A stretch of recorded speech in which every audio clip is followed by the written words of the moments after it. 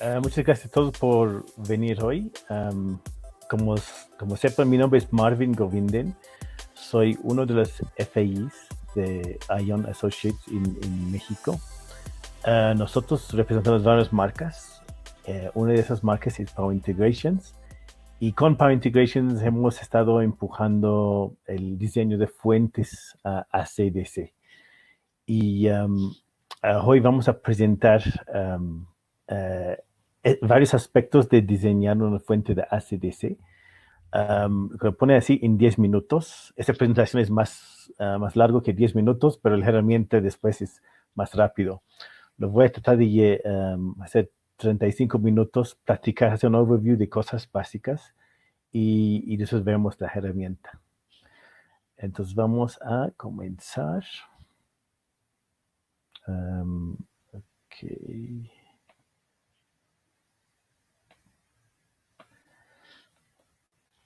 Si algo pasa, si se pierde el vídeo, me avisa, ¿ok? Ese es el contenido de hoy. Vamos a tocar esos temas ligeramente, pero vamos a platicar de los Switching Power Supplies o los SMPS. Platicamos qué son los Buck Boost y el Bucky Boost. Flyback, ¿qué es? Tocamos un poco de Power Factor Correction y por qué lo necesitamos. Después vamos a ver la herramienta que usamos nosotros, PI Expert, y vemos unos ejemplos de generar una fuente con esta herramienta. Tocamos unos temas en medio de componentes y también las diferentes cosas que se ocurre en el diseño. Puede ser voltaje constante, corriente constante, si es aislada o no aislada.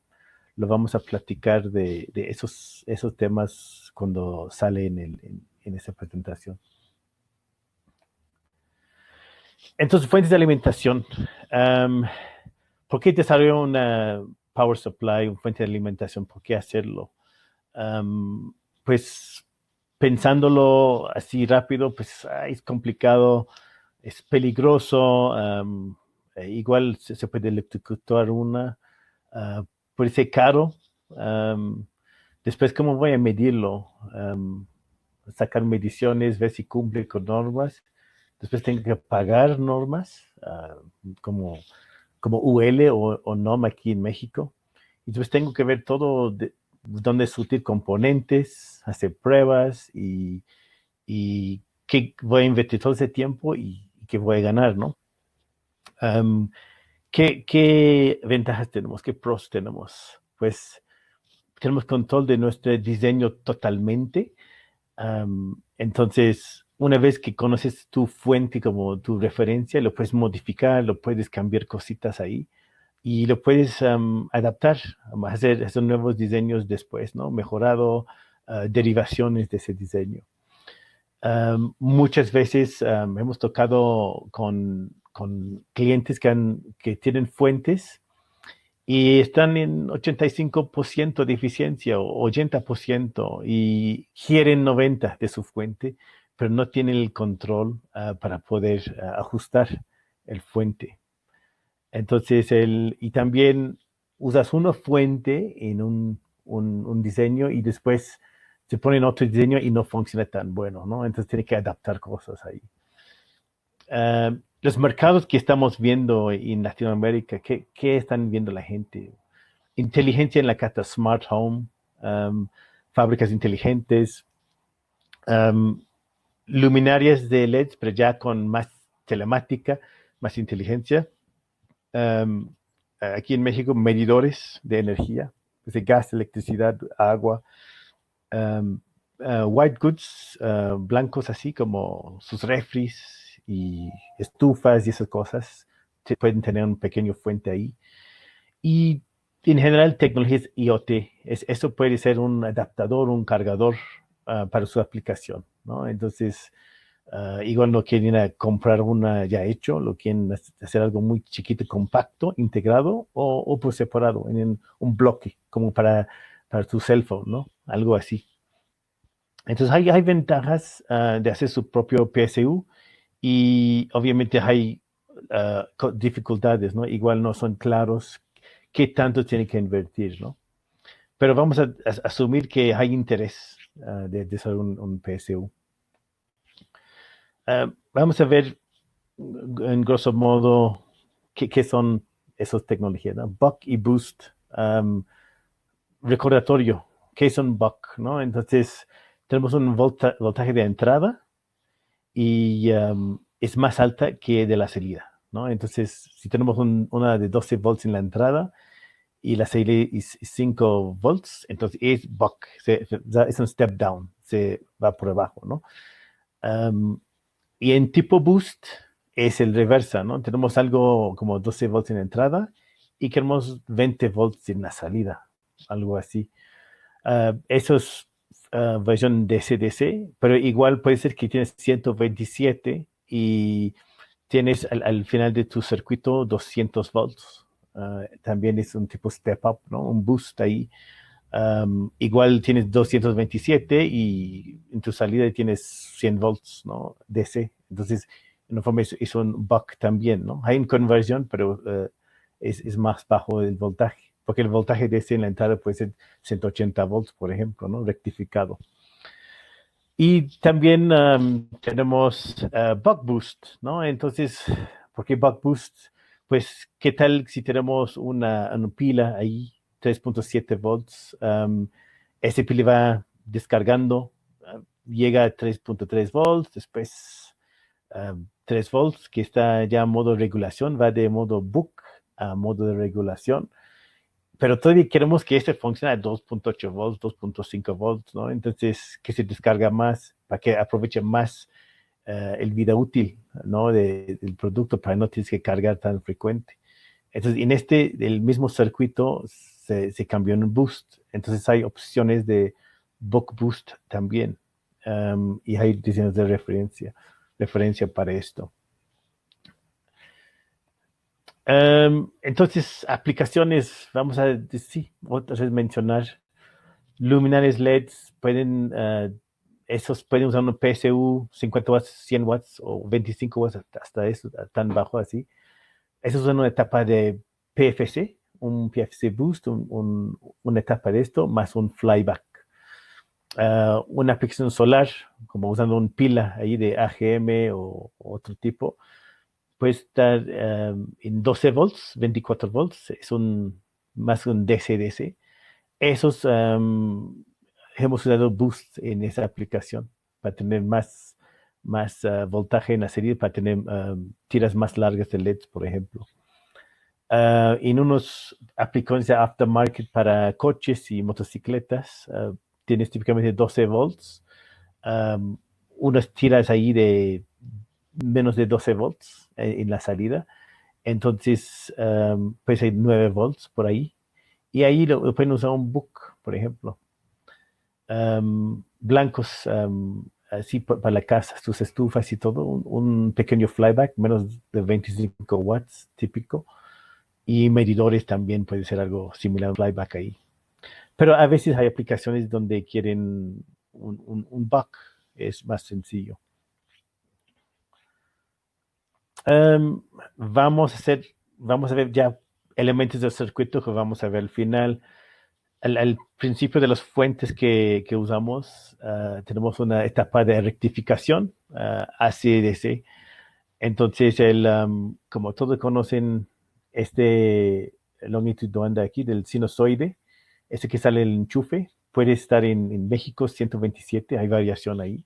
He visto 135 en unos lados. Pero tenemos este sinusoide y que queremos hacer es rectificar, ¿no? Entonces, lo usamos esos 4 diodos. En una fase del ciclo se usan un par de diodos y en otra fase del ciclo se usan los otros diodos. ¿Y qué hace esta combinación? Se hace la inversión del parte negativa. Entonces, se hace todo así como lo ves en el dibujo, todo positivo. Y típicamente pueden tener soluciones integradas, una fuente rectificador integrada, como este número de parte que puedes ver aquí. Hay muchos fabricantes. O muy común es usar 4 diodos, como el 1N4007, típicamente. Uso 4 de esos porque es común, barata y accesible, ¿no? Entonces, para generar este efecto. Después de esta etapa lo tenemos una smoothing capacitor, algo así. Agregamos esto aquí para hacer ese efecto que ves en el dibujo, ¿no? Entonces se carga un capacitor aquí, descarga y hace un pequeño ripple aquí, pero tolerable, ¿no? Entonces eso es para rellenar estos huecos, ¿no? Se guarda energía más y descarga, pero se mantiene este flujo de voltaje DC, ¿no? Y ahí típicamente que podemos ver 120, pues 120 volts, como en Estados Unidos tenemos 170 volts, perdón, eso es DC, lo equivoqué aquí, es DC. En el otro es 127 y 169 volts DC, aquí, como 180 aquí. Si llegamos a unos postes, podemos tener 227, tenemos unos 391 volts DC aquí, ¿no? Ese capacitor puede ser uno del tipo polymer ahí. Tiene como un rating de 630 volts ahí para tener un poco margen ahí. Y lo ponemos aquí en esta posición, ¿no? Entonces, eso es típicamente que tenemos en nuestras entradas de circuitos. ¿Qué más tenemos? Igual antes de esta etapa, un MOV, un varistor. Hay transientes en la línea en picos y estas cosas se van degradando, pueden aguantar muchos disparos y debes fallar, pero normalmente ponemos estos ahí y lo tenemos que, como dice tabla que vemos de la empresa Bright King, aquí lo podemos elegir cuál es nuestro voltaje de entrada, más cerca de 130.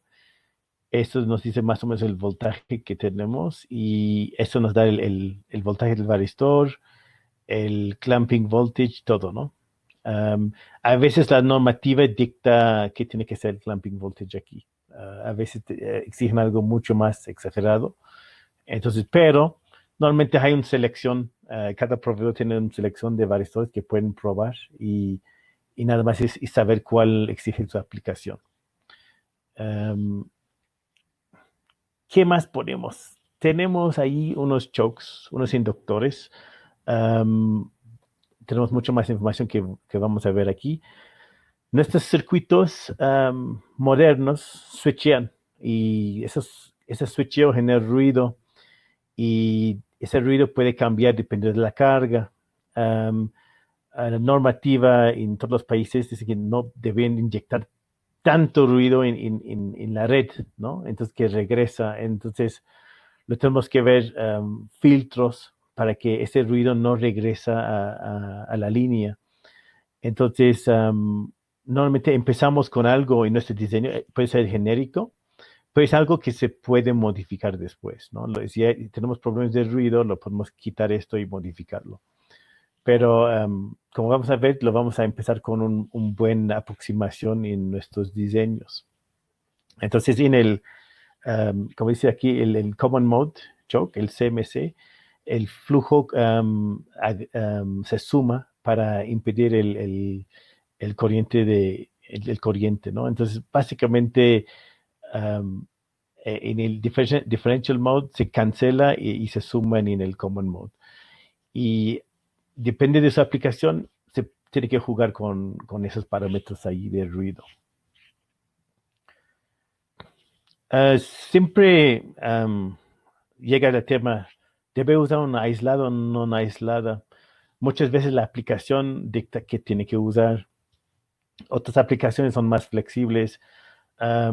Normativas a veces dicen que no, si está accesible a partes metálicas, pues tiene que tener una tierra física. Es mejor tener una fuente aislada para que en el evento de un falla no te mata o da un choque eléctrico al cliente, al usuario, ¿no?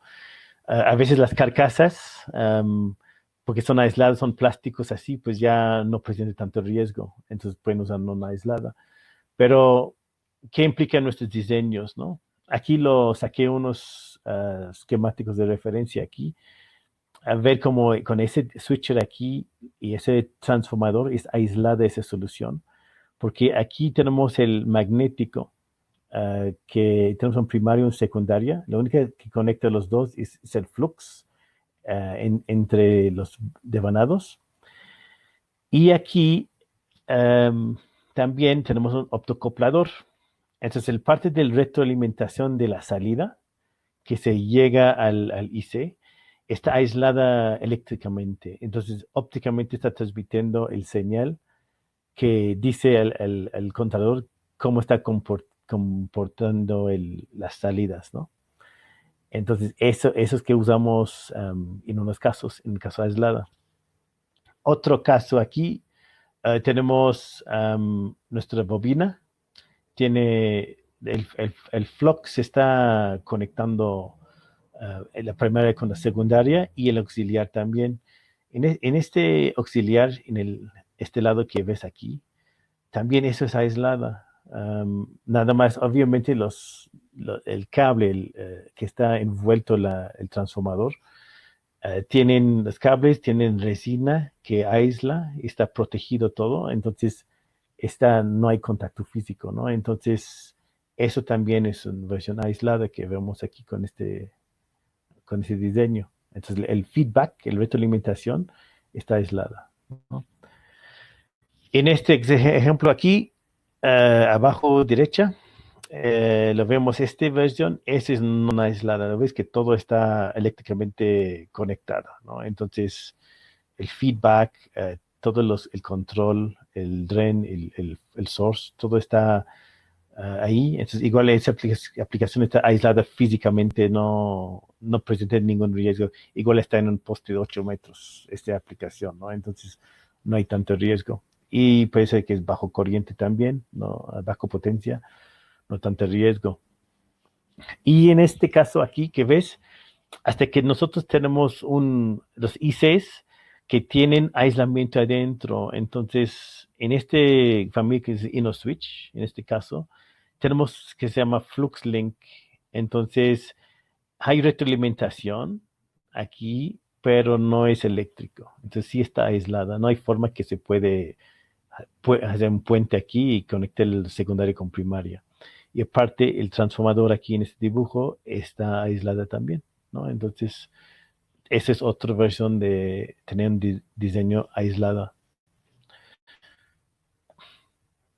Entonces, dependen de su aplicación, y las normas se pueden determinar cuál es la mejor solución, ¿no?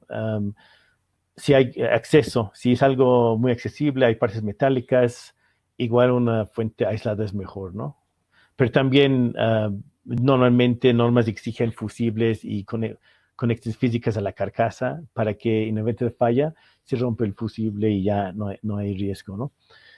Aislada, especialmente si la potencia se están aumentando, entonces analizando su aplicación, si hay riesgo que algo puede ocurrir fuerte, entonces se usa un diseño aislada, pero también se usa otras formas, ¿no? Igual como conexiones físicas a tierra y fusibles. Aquí en México a veces lo metes en una fichera física y realmente no está conectada a nada, ¿no? No hay tierra física en los edificios. Entonces, sí, a veces tenemos que considerar todos los worst case escenarios, ¿no? Entonces, sí, checa siempre sus normas para tus aplicaciones, qué diseño necesitas. Siempre considera si está alcanzable a un niño, una persona, si es alta potencia, cómo es la carcasa y si hay un error o algo así que puede ocurrir. Un side note, equipos médicos, aunque a veces lo pones aislamiento en esas partes, ellos exigen tienen exigencia mayor. Entonces, aunque tú pones algo aislada, van a exigir, no, tiene que ser de kilovolts y exigen un AC, un transformador laminado, aparte, para aislar los equipos. Entonces, es siempre bueno considerar que a veces hay normas más exigentes todavía, ¿no? Y esa solución igual no va a ser suficiente en ambientes médicos. Flyback. Entonces, ¿dónde viene el flyback? Usamos diseños flyback en muchos SMPS, ¿no? Anteriormente usamos circuitos flyback en televisiones de los 80s hasta los 90s, ¿no? Y para generar un voltaje mayor, ¿no? Y, y entonces aquí le hemos usado estos y después estos tenemos una derivación hoy de la misma tecnología que usamos en los SMPS. Entonces estamos cargando nuestro primario y nuestro magnético y descargándolo en el secundario, ¿no? Y si ves a veces cómo funciona, estás tomando la energía generada como en ese transformador, la inductancia, y depende si se prende, se fluye el corriente, se genera este flux, después se descarga cuando se abre, está conectado a esta parte aquí, y después se transfiere a este capacitor, ¿no? Entonces se pueden sumar, hasta hacer un voltaje más alto, ¿no? Entonces, lo vamos a ver más tarde también. Hay dos modos: continuo de conducción y discontinuo, ¿no? En continuo, como dice aquí, el corriente en el inductor no llega de ser totalmente descargado, ¿no? En el secundario, y como se recarga más rápido. En discontinuo, toda la energía del inductor está descargado en cada ciclo, ¿no? Entonces se carga, se descarga totalmente, se carga, se descarga. Esos switches son bastante inteligentes, entonces a veces cambia el modo de operación adentro, dependiendo de su carga. Bulk capacitors de bulk, ¿qué son? Pues normalmente yo lo pienso como un tinaco de agua, ¿no? Entonces entra la carga, se rellena, y aunque el ciclo va, se baja la energía entrando en los ciclos que entra en la fuente. Esa es la energía para repartir. Entonces tenemos el smoothing capacitor, y a veces se combina o se pone aparte una bulk capacitor, que tienen más microfaradios ahí para surtir energía al resto del circuito. Entonces tenemos el puente y esto. Snubber diodes. Ok, estos se usan en esos circuitos que switchan conmutadas. A veces si no hacen esas cosas, se forman arcos así y se va dañando, esos picos se va dañando el circuito. Entonces te meten esos tipos de circuitos. A veces lo vas a ver aparecer en partes del circuito, justamente para evitar este back EMF, ese pico que se puede dañar otras partes del circuito, ¿no? Y sí, entonces eso es que ves un snubber, ¿no? Snubber es como put out para quitar esos picos. Switch ICs. Varios fabricantes tienen ICs conmutadas, y dependiendo cómo está configurada dentro, hay varias familias, ¿no? Entonces, eso cambia para darte más potencia y menos potencia.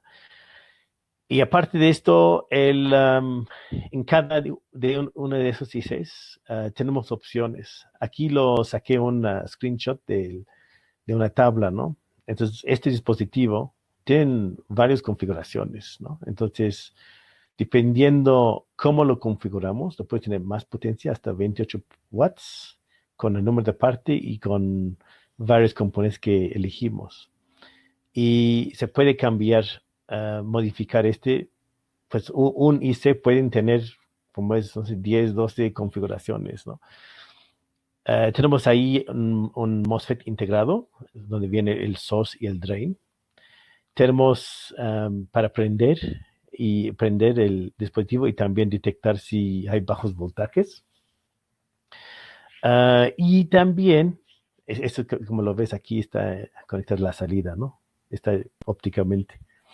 Y tenemos este Current Limit Select. Entonces podemos restringir el corriente que estamos usando, Y si después queremos mayor corriente, lo podemos modificar por este medio también. Ese pine de BPM. Y aparte de esto, empacatados que pueden tener diferentes características térmicas que nos pueden servir. Y también se puede agregar más costo, dependiendo de esa aplicación. Siempre platicamos aplicaciones tienen diferentes requerimientos. A veces voltaje constante o corriente constante. Entonces, dependiendo, ¿qué estamos viendo? Si es un luminario de LEDs, pues casi siempre estamos buscando un corriente constante en estas aplicaciones. Para la parte de la salida, no queremos algo resistivo ahí porque se va a gastar mucha energía, va a ser pérdida, vas a perder toda la eficiencia que estás ganando. Unas aplicaciones para medidores puede ser constant voltage y constant corriente. Entonces, para una cierta carga de corriente se está manteniendo los dos controlado bien, ¿no?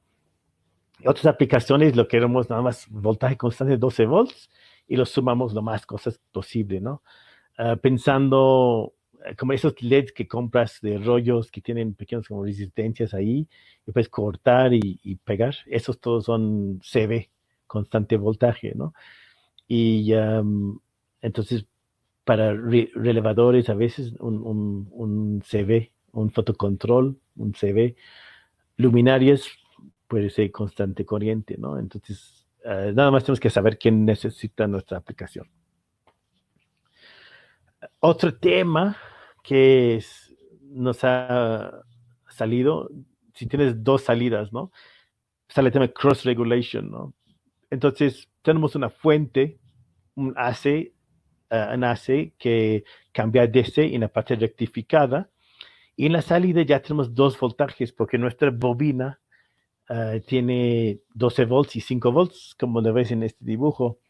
Entonces, la retroalimentación al IC, de dónde viene, del 12 volts o de 5 volts, ¿no? Digamos, si tú ves, tienes que conocer tu aplicación, ¿no? Si vas a ver mega cambios de carga en una línea, igual eso no es lo mejor para conectar su retroalimentación, o, o, o igual es mejor ponerlo en otra línea, ¿no? Entonces, a veces ahí tienes que jugar un poco para que se mantiene estable las dos líneas, ¿no? Entonces no se puede conectar a las dos líneas, ¿no? Al retroalimentación. Normalmente se conecta a una u otro, ¿ok? Entonces, eso sí puede ser en caso, pero también tenemos diseños de referencia si tienen duda en cómo implementarlo y si quieren modificarlo, lo podemos investigar con ustedes también. Pero lo pueden tener en varias aplicaciones, dos salidas, ¿no? 12 volts y 5 volts, es común. Vamos a tocar ver el transformadores o los magnéticos, digamos. Entonces, como aquí en la parte izquierda vemos que en esos aplicaciones usamos un tipo flyback. Aquí tenemos un primario, un secundario y un auxiliar. Entonces, la número de vueltas a veces pues tiene que bajar en secundaria para bajar la potencia y en auxiliar se baja un poco más para que de ahí lo vamos a hacer nuestra retroalimentación a nuestro IC. La parte derecha es el tradicional línea transformador con un mega core ahí y aquí lo hace el link del primario al secundario con el flux, pero esa es el parte que ya hemos quitado de la tecnología, ¿no? En estas tecnologías. Entonces, ¿qué es un flyback transformador? Pues es un inductor coplado y tiene un núcleo que tiene un espacio ahí. Entonces, como dice aquí, en cada ciclo un voltaje está explicada al devanado de la entrada, está guardada en este espacio en el núcleo y se transfiere al secundaria, ¿no? Entonces, sí, se refiere al gapped core, el espacio, el núcleo que tiene el espacio, ¿no? Es donde estamos guardando la energía. Y aquí otra vez, eso está enseñando los dos modos. Continuous current mode, se carga aquí en primaria, descarga en secundaria, ¿no? Así perfectamente descargado. En discontinuo, am, se, se carga, perdón, en el primero no se descarga totalmente, ¿no? Así, no se descarga totalmente y se carga otra vez, ¿no? En discontinuo se carga totalmente y en el secundario se usa toda esa energía, se carga otra vez. Esos son los dos modos. ¿Qué otros factores vemos en nuestra selección de magnético? Tamaño, form factor. Um, a veces pueden tener una cosa muy grande, pero también lo podemos ayudar en que eliges un núcleo más chiquito, lo más chiquito posible y ver cómo hacer tu diseño más compacto, ¿no? Entonces, eso lo podemos ver en estructuras, dimensiones, cantidad de pines. También se llama standoff, qué tan alto es el bobina, ¿no? En su diseño. Y aquí también tenemos acceso a esas elecciones, ¿no? ¿Qué son? Van a ver qué son EE Core, qué es EI Core. Pues aquí es, esos son los gapped cores, el espacio, EE, EI, y después pues ya hay otras versiones, entonces tiene que dar otras letras, ¿no? Entonces, pero tenemos varios tamaños ahí y que vas a embobinar con su cable ahí, pues siempre tiene que quedar uh, se van a usar esa estructura, entonces si está muy chiquita, pues no nos sirve, entonces tiene que usar un tamaño más grande. Entonces nuestro diseño también que tenemos que considerar este tamaño, ¿no? Entonces es una elección que tenemos que hacer.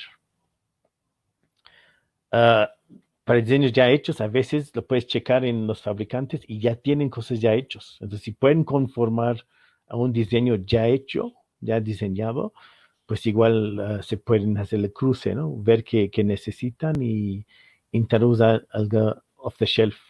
Pero en la mayoría de los casos, en este caso habla con nosotros y nosotros podemos generar un customizado, como indicar, como vas a ver en el nato, como indicar el software.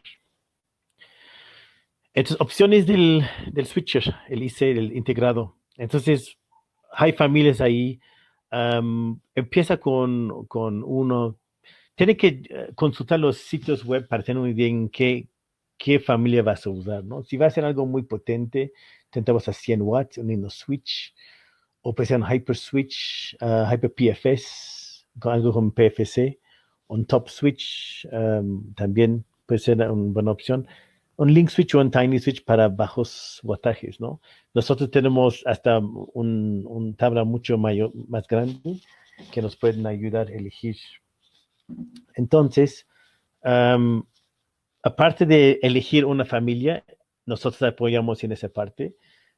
Unas consideraciones, constante voltaje, constante corriente o los dos, qué potencia más o menos, qué estabilidad necesitan, qué tamaño va a ser su circuito final, cuántas salidas de voltaje de ese que necesitan y si es aislada o no aislada, igual una indicación de costo. Típicamente esas cosas nos ayuda a elegir. Um, entonces, PI Experts, ¿qué es?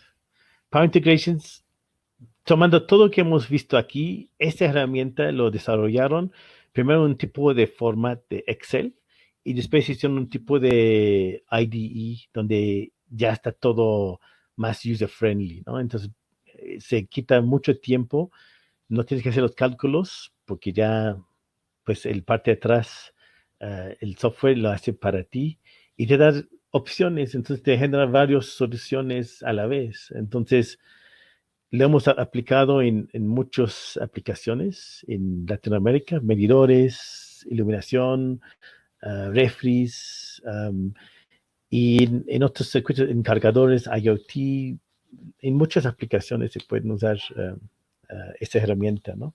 Y se pueden ir al sitio web, que lo pongo aquí, lo pueden pues registrar en línea y descargar el software. Y con este empecé a jugar. Entonces, lo vamos a ver estas pantallas ahorita. Entonces, um, déjame, sí, déjame frenar este ahorita y vamos a ver la herramienta. Um, dame 2 segundos. Tire screen.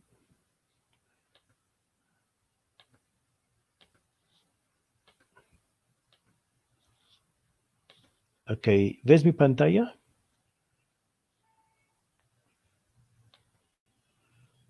¿No se Se ve ve bien? el escritorio. Sí, sí Ya ves. se ve la parte de... Sí, VPA Expert, ok. Esta es la herramienta que usamos. Les vamos a abrir un archivo. Depende de la versión, cada rato salen más actualizados, entonces más familias, más componentes aquí. um, y es mejor, ¿no? Entonces cada rato tiene que renovarlo, ¿no? En ese sentido.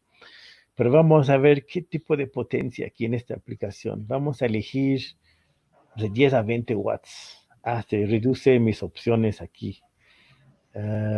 Input type hace como universal, creo, ¿no? Entonces se quitan más opciones. ¿Cuántas salidas? En este caso, una salida. ¿Aislada? No, no quiero aislada. Ya se redujo más. Topología, flyback, ok, salida, CVCC, ok, ya redujo más. No, y vamos a hacer, ok, vamos a empezar con Tiny Switch por aquí, ok. Ya me da opción. Tiny Switch 4, flyback, se va a generar algo, ¿no? ¿Qué tipo de package? Aquí vamos a dejarlo en este ahorita. Open frame, eso no importa, después ese no tiene que ser esto. Second designer, no, no vamos a elegir esto ahorita. Vamos a dar clic y aquí dice Universal, ¿no? Esto también después, si quieren customización, subir más a 305 y eso a 90, así, se pueden checar esto también con nosotros, ¿no? Hay cosas a veces en el software que no sale que lo puedes hacer. Y no vamos a hacer algo user defined ahorita, ¿no? Next. Abre este ventana aquí, entonces tenemos que agregar nuestras condiciones. ¿Qué queremos en la salida? Le dijimos 12 volts, ¿no? Vamos a poner 12 volts, corriente 1 ampere, o sea, una fuente de 12 watts. Tolerancias, pues podemos cambiar menos, pero 3% ahorita está bien. Entonces, va a tener una variación. Vamos a poner así, CV only o CVCC. Vamos a ver qué nos da. Next. Aquí lo pongo, ¿qué voy a decir qué nombre voy a poner para mi diseño?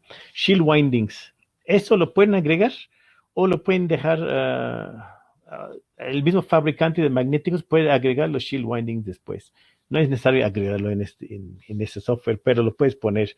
Nada más si se complica un poco más el dibujo, ¿no? Pero se pueden agregar o no agregar. Y después agregamos, tocamos este botón Finish. Y aquí nos va a dar 6 soluciones. Um, lo ponemos, aquí dice Total number of turns that we consider for main output winding. Da una indicación aquí.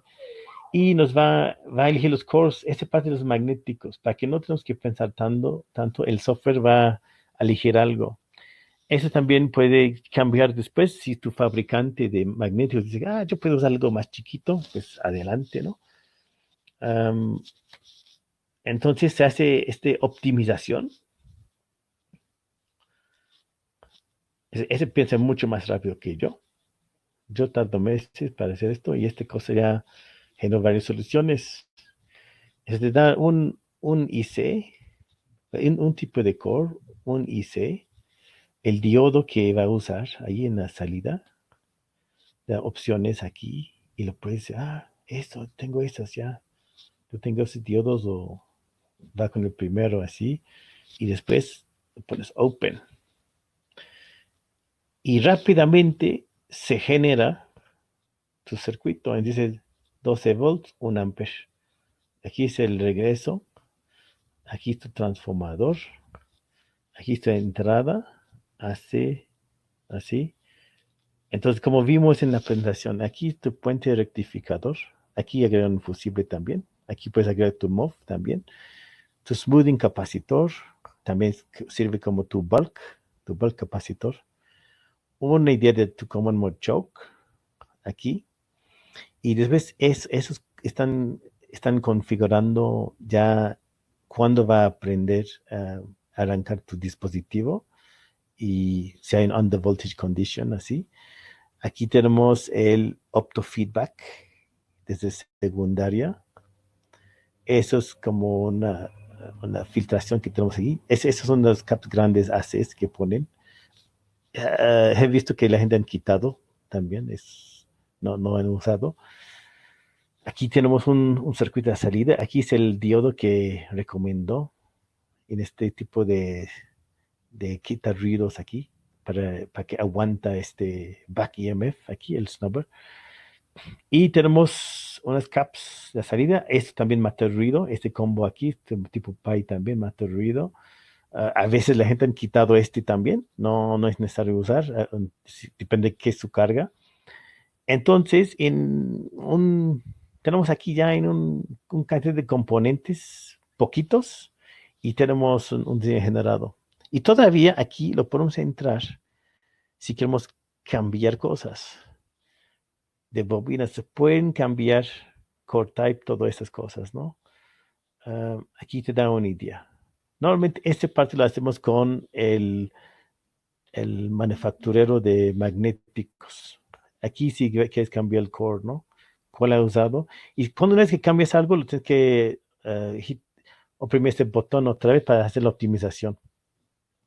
Y si no pasa, aquí dice failed, que fracasó, ¿no? Entonces, aquí otra vez lo puedes ver que elegiste en la salida, lo puedes cambiar. ¿Qué componente se usó aquí? Entonces, aquí ya es fácil checar todos esos parámetros, ¿no?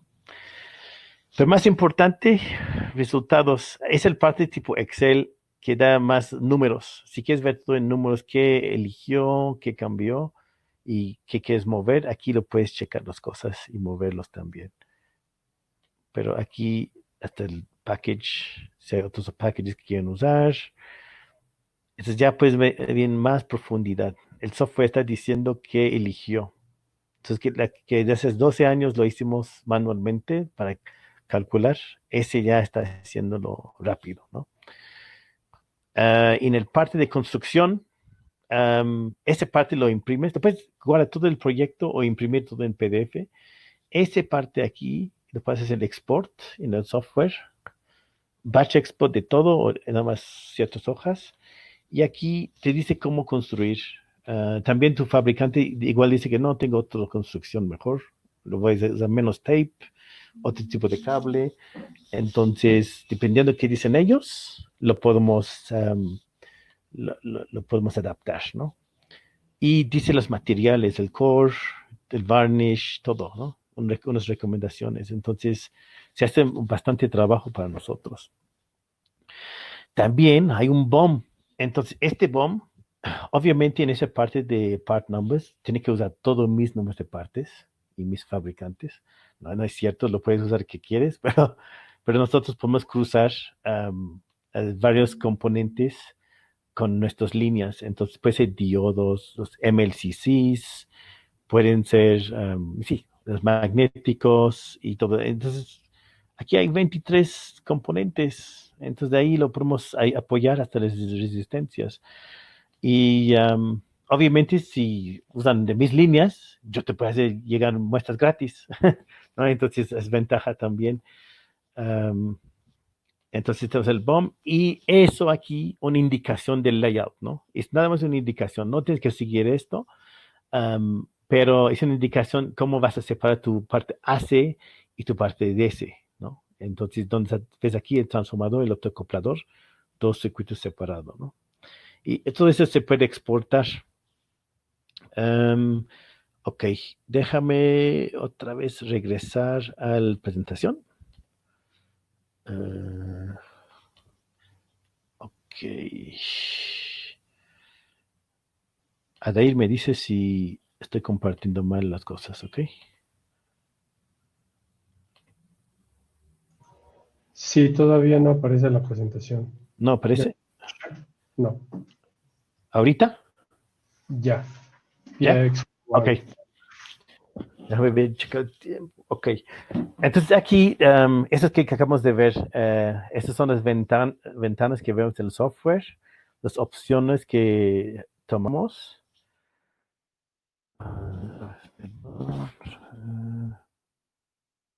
Tengo que regresar a la presentación para moverlo, perdón.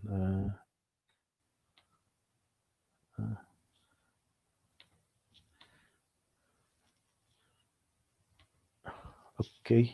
Sí, entonces esas son las ventanas que tenemos para elegir Universal Voltage, el voltaje de salida, la parte DC. Como ves, esto fue muy rápido. Entonces, le ponemos el nombre, guardamos el diseño, tenemos varias opciones para ver el fit del diseño. Si estás bien, qué output diode que vamos a usar y todo. Hay muchas opciones ahí. Y aparte de esto, con nosotros, si quieren más customización, que algo que no ves ahí, se pueden hacer. La transforma construcción, en este caso, este dibujo le das a mí y yo lo llevo con mi línea de pulse y ellos obviamente checan el volumen que van a hacer todo, se fabrican muestras en un par de semanas normalmente. Con el crisis de COVID se tardó un poco más, pero se pueden generar muestras, ¿no? A su medida prácticamente. En unos diseños, a veces tiene que agregar este parte de factor de potencia, ¿no? Entonces, muchos diseños como luminarias exigen esto, ¿no? Entonces tiene que ser arriba de 0.9. Entonces, ¿qué es el factor de potencia? Pues si tenemos dos sinusoides, ¿no? El voltaje y corrientes tiene que estar tracking, ¿no? Normalmente un power factor de 1 es que los dos están en fase. Cuando metemos cargas inductivas, motores ahí, se desfasa. Entonces desfasa el voltaje y corriente y se va bajando este. Se puede entrar en antifase, y que significa que realmente uh, que están en antifase, ¿qué pasa cuando lo multiplicas? Pues el apparent power es cero, ¿no? Entonces no está bien. No estamos recibiendo potencia. Entonces aquí, ese es un circuito como un overview case. Tenemos un circuito de control, tenemos un MOSFET y un inductor aquí, y estamos haciendo un boost aquí. Donde es un Active PFC, se hace un boost para cargar esa etapa. Este lo puedes imaginar que lo insertas esa parte aquí, después el rectificador en nuestro diseño. Y tenemos esas referencias también y lo pueden consultar, ¿no? Y nosotros podemos apoyar en un diseño ahí. El software de PI Expert no va a generar esta parte, ¿no? Esta parte lo agregamos. Pero hay application notes ya online y como en ese DR801 para luminarias LEDs ya tienen un diseño ahí que implementaba.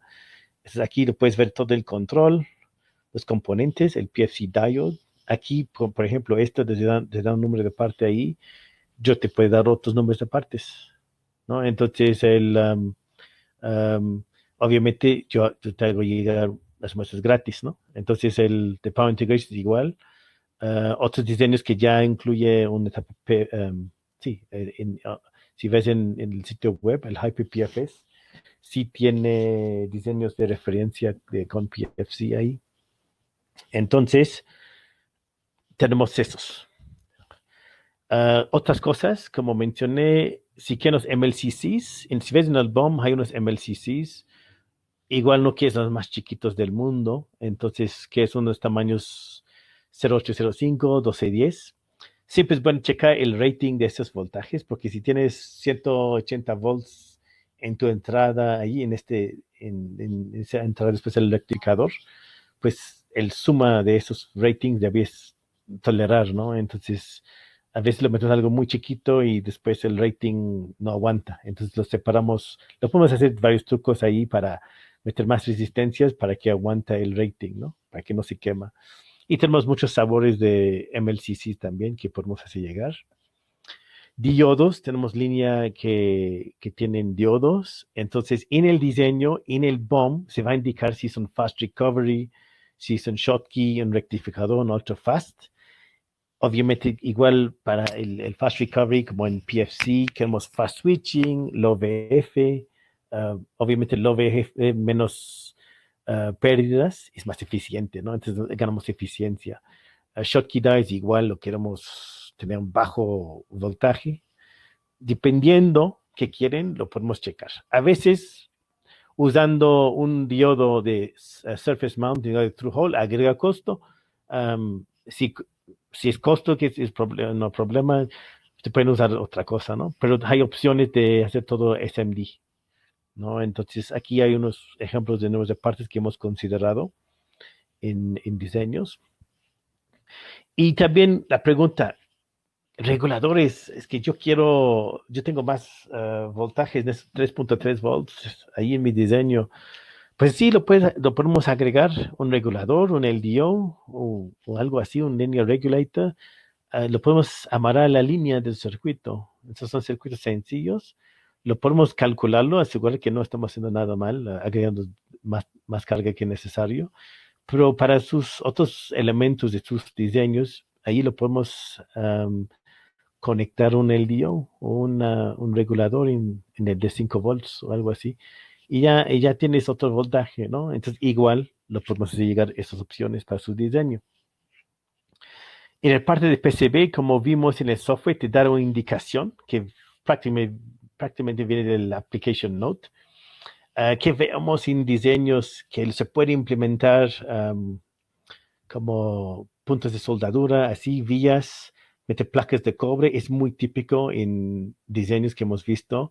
Otros meten otro package y meten un disipador grande de aluminio, también es buena opción. Otros lo conectan a la carcasa, un pedazo de metal en la carcasa, con un thermal interface, una interfaz térmica. Pero hay formas, y cuando están calculando esas cosas, se pueden checar con nosotros qué área recomienda para disipar ese calor generado en el dispositivo, ¿no? Por su aplicación. Y si esto igual, como ves en esos dibujos aquí, tenemos Gerber files, ya de los diseños. A veces son multicapa, no es obligatorio usar multicapa. En México muchos piden la opción de tener nada más una capa. Y se puede hacer, yo jugando en Altium ahí, lo hice y tuve que meter unos 3 puentes ahí aparte y lo puedes separar los dos lados y hacer bien el diseño, ¿no? Abajo es una que lo hice en importación del Gerber file de online. Lo hice la importación, en este caso lo hizo en Eagle, y de Eagle hasta puedo exportar a Altium, entonces sin problemas. Entonces, si necesitan ayuda en esa parte, me dices y yo lo genero algo básico para ustedes, pueden manipularlo, ¿no? Si tienes problema en transferencia, exportación de esas cosas. Y tenemos esos referencias ya hechos. A veces yo lo veo unas cosas y no me gusta las formas, lo veo demasiado complicado, ¿no? Entonces, si fueran autoroute, no tienes que seguir todo que ves en esos dibujos, ¿no? Y sí, y obviamente si bajas un Gerber así, pues tiene unos footprints ya hechos, ¿no? Entonces, igual tu footprint es más chiquito, tu transformador es más chiquito, igual yo puedo generar el footprint para su programa, ¿no? Entonces, nada más me avisas y les apoyo en este. Entonces, sí, ese es el que vimos en el software, es recomendaciones de cómo montar el IC, dónde pones el transformador, si te pasa el AC al DC, que es buena opción hacer esto. Y aquí en México lo vimos, no todos quieren usar multicapa, es máximo 2 capas, top side, bottom side, pero en cualquier caso que eligen, lo podemos ayudar a ustedes a checar qué hacer, ¿no? ¿Qué otras ventajas? Eso es algo que muy importante. Si pagas un laboratorio a hacer pruebas EMI, te van a cobrar, no sé, un par de mil de pesos, o si está en otro país, $1,000. Entonces, nosotros con PI tenemos acceso a un EMI kit ahí y con una Line Impedance Stabilization Network se puede hacer la medición de tu fuente. Entonces, haz tu diseño y después lo manda, firma NDA si quieres, lo mandamos, lo prueban, hacen recomendación, hasta lo pueden cambiar tu bobina ahí, tu choke, si no está cumpliendo. Aprovecha de nosotros para esas ventajas adicionales. Entonces, otra ventaja adicional, si están usando mis componentes, nosotros estamos llegar las muestras gratis. No es obligatorio comprar después, pero es bonito si lo hacen. Y considera que estamos aquí en México. En Central tenemos a Alberto Sánchez para cualquier cosa, para que quieras ver un proyecto. Entonces, Pedro Jasso ahí por la región en la frontera, en Juárez, como dice, El Paso, también cubre Guadalajara. Y en Monterrey tenemos a Aranza Garza. Y los FIs somos tres. Somos Raúl Domínguez, que está viendo toda la parte de IoT. También Adair Rodríguez, que está viendo parte inalámbrico también en las tecnologías Bluetooth, Mesh y todo. Y yo también, que soy más general, estamos viendo PSUs y otras tecnologías que tenemos en nuestra line card. Y creo que ya terminé y tenemos unos minutos. No sé si hay alguna pregunta por ahí. Déjame. Hablabas hace rato, cuando hablabas de los transformadores, mencionabas el shield winding. Sí. ¿A qué se refiere con el shield winding? Shield wind es un devanado de escudo. Entonces, que ponemos es una... Cuando embobinas esto, tus primaria y secundaria, le metes otro devanado ahí y esto está conectado a tierra o cero así, y eso reduce el ruido que está emitido, que sale del magnético. A veces tiene un poco mejor performance. Desventajas, pues te puede crecer un poco tu magnético, ¿no? Es más bulky, tiene más tamaño, pero se puede considerar esto, ¿no? Se puede considerar esta opción. Y normalmente se puede considerar no nada más el software, pero también cuando ya estás fabricando su magnético, ¿no? Entonces, es una forma de matar el ruido que estás teniendo en tu circuito. Gracias. Otra pregunta, cuando hablamos de LED drivers, ¿Sí? ¿cómo se incluye o cómo se puede implementar un control por medio de 0 a 10? 0 a 10, ok. Déjame ir a otra ventana. A ver. Ok, dime cuando ves mi pantalla. ¿Sí ves mi pantalla? Está apareciendo en la parte de contactos. Ok, déjame hacerlo otra vez. Sí, aquí te voy a enseñar. Ok. Entire screen. Ok, ahorita ¿qué ves? ¿Ya ves mi desktop? Se ve, sí. ¿Mi desktop? Sí. Sí, es correcto, se ve tu desktop. Ok, déjame.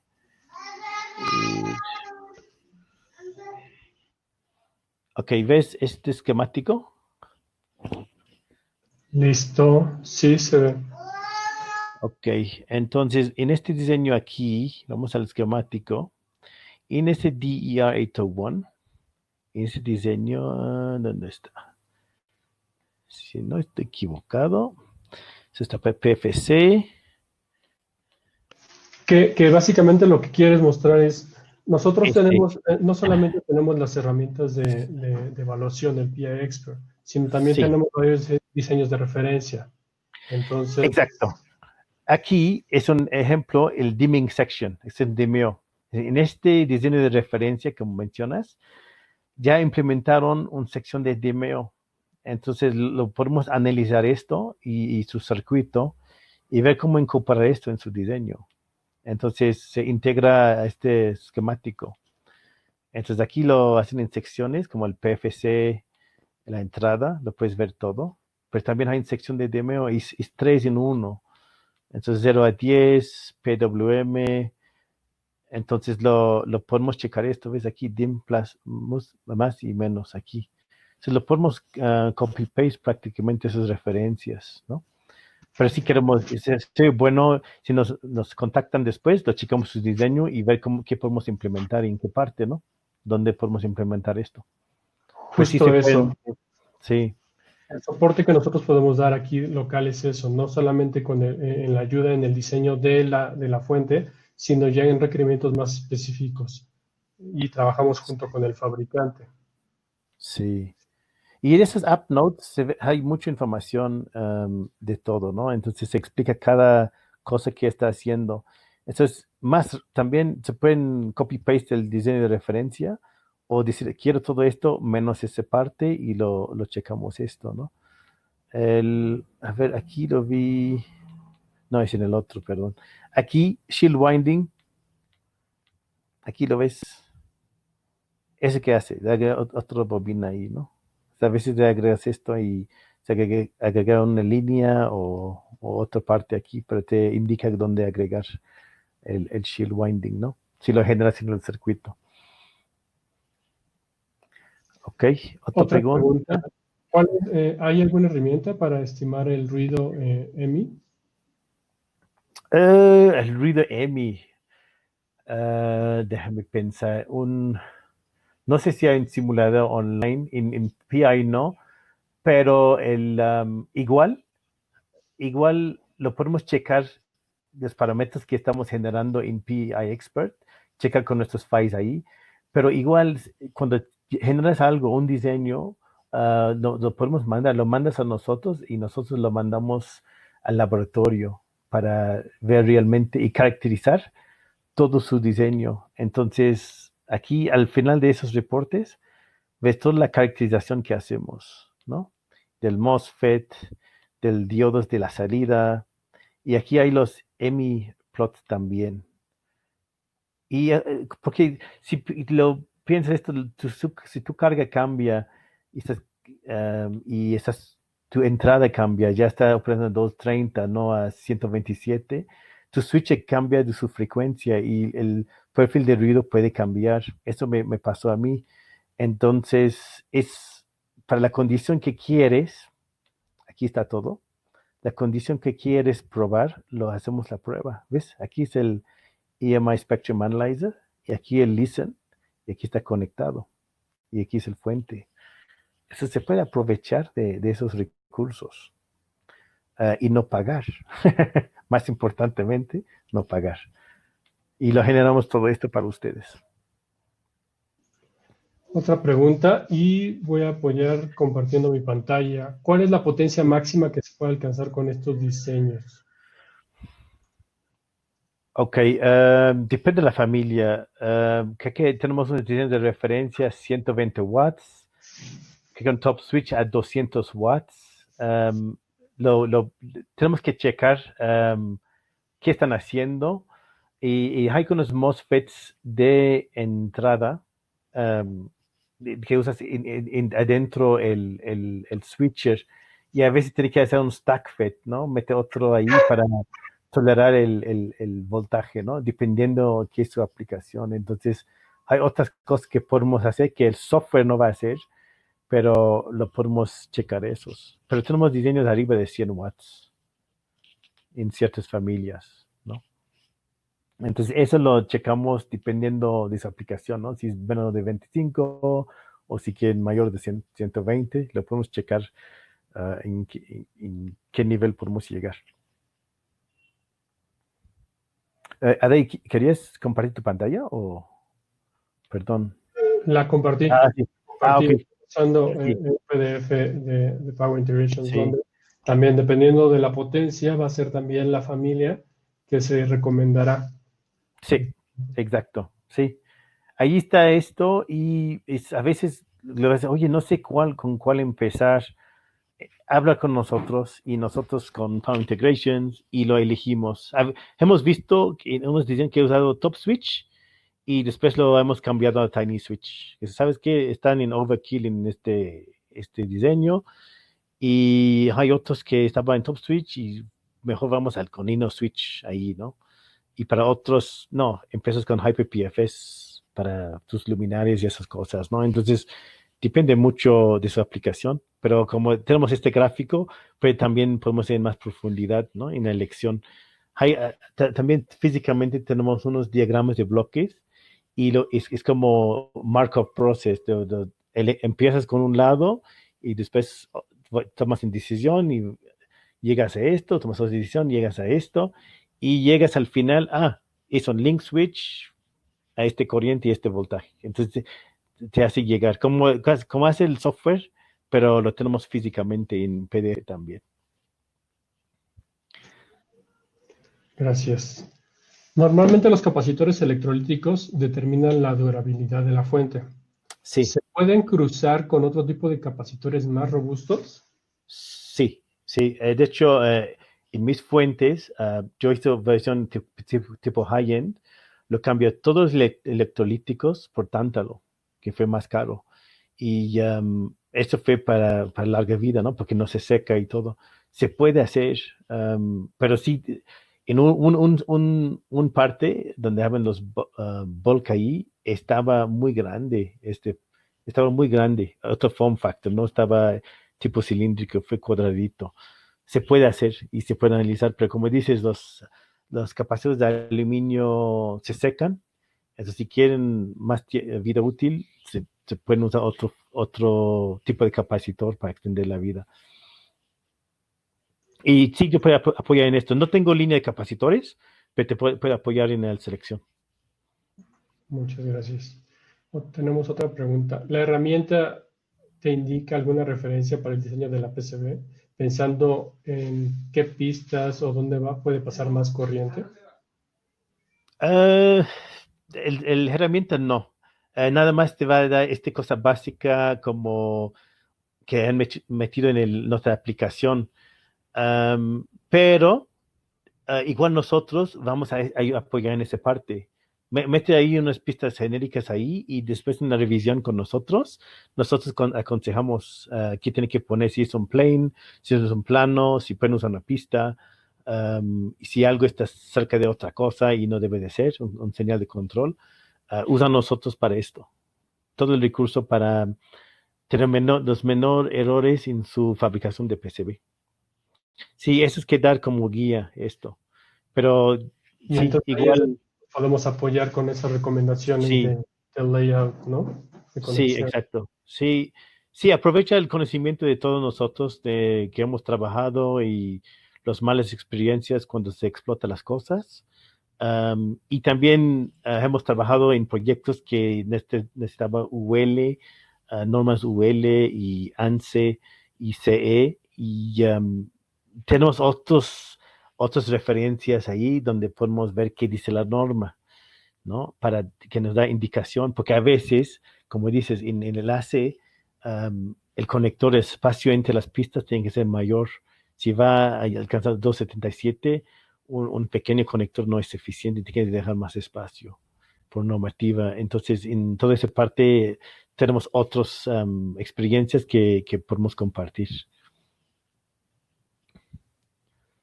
Muchas gracias. Y la última pregunta. En los diseños de referencia que se ofrece con PI, ¿usan transformadores personalizados o estándar? Ellos, PI tienen en sus laboratorios, tienen caretes y bobines y núcleos de muchos fabricantes ahí. Cada fabricante tiene su repiso, ¿no? de cosas. Entonces, a veces son muy genéricos y depende de la persona, se pueden embobinar algo muy grande y después se pueden hacer más chiquito, le pueden hacer varios experimentos. Son todos customizados ahí. Normalmente en esos se hace algo customizado. Eso también se pueden ver con nosotros o directamente con su fabricante, con ese dibujo que se genera y se pueden generar algo directamente de ahí. En otros casos, que en un caso lo tratamos de usar on off the shelf, ¿no? Que ver si hay algo similar que se pueden adaptar. Se pueden ver por ahí, pues es muy difícil, ¿no? Dependiendo qué generas. Es más fácil si nada más lo seguimos el dibujo y se pueden customizar con PI y después lo podemos replicar esto o tratar de mejorarlo. Muchas gracias. Tenemos igual otra pregunta. ¿La herramienta Ok. calcula o da referencia para el heatsink? Sí, ahí depende del corriente y todo, lo ponemos en área. Que siempre consideren esos pines. Si van a poner ahí un espacio, lo podemos checar por nuestra experiencia, qué tipo de área necesitan, ¿no? Si es 1 pulgada cuadrada, o si pueden usar 1 centímetro cuadrada y en 2 capas, nosotros podemos checar esta área, ¿no? Entonces, empieza con un área 2 centímetros por 1 centímetro, ahí por esto, y si va a estar integrado en su placa, o después que nosotros lo checamos. Unas líneas de referencias lo usan una barra metálica, ¿no? Como una fuente, un pedazo de aluminio, y está súper sobrado. No es necesariamente, no es necesario usar todo esto, ¿no? Pero considerando a veces que en las fuentes que compras, la carcasa es del disipador, entonces se pone el componente pegada a esta carcasa, pero igual no es necesario tanto, depende de la potencia. No es, si es un tiny switch, un placa en el PCB, si es algo en 70 watts, sí un pedazo de aluminio, ¿no? O la carcasa. Ese parte, cuando están haciendo su diseño, checa esto con nosotros. O empezar con algo genérico. Empezar con haciendo el espacio en el PCB para meter un disipador físico o un espacio en la placa, ¿no? Y ese dibujo que Adiel estaba enseñando ahí, eso ayuda en esa indicación, ¿no? En cómo debe ser el área, más o menos. Entonces lo puedes ver aquí, eh, en la placa por debajo, ¿no? Cómo es. Muchas gracias. Tenemos otra pregunta. Normalmente las fuentes terminadas traen protecciones, protección contra temperatura, contra cortocircuito. ¿Esta Sí. herramienta considera este tipo de protecciones? Protección que considera fusibles. Sí, hay una. Si hay un cortocircuito, o hay a veces. Si hay una condición cuando pasa el voltaje a un cierto nivel, o si pasa por debajo de cierto nivel, se puede apagar el chip. Es under voltage lockout y over voltage lockout. Esas funciones lo tenemos. Si pasa si llega al máximo el corriente, igual va a seguir funcionando porque está dentro de tolerancia. Um, pero sí va a llegar un momento que no se puede agregar algo externo, si quieren hacer el monitoreo. Pero hay varias protecciones, pero en cortocircuito tengo que investigar. Lo investigar y les digo qué tanto lo podemos proteger, o si hay un circuito de referencia que implementamos. Pero sí hay un nivel de protección, pero creo que no, a veces como hay casos que tienes que agregar algo externo. Sí, de hecho, igual, hablando tomando como ejemplo los ejemplos o las tarjetas de referencia que tenemos, en ellos mismos también se consideran algunos circuitos de protección, fusibles, varistores, estoy haciendo, me pasé, ¿no? Entonces se consideran esos, en muchos de estos bombs de referencia ya se dan números de parte. Obviamente también, como mencionaba Marvin al principio o durante la presentación, nosotros también apoyamos con esta sugerencia. Varistores, fusibles, PPTCs, fusibles reseteables. Entonces, eso es lo que podemos apoyar.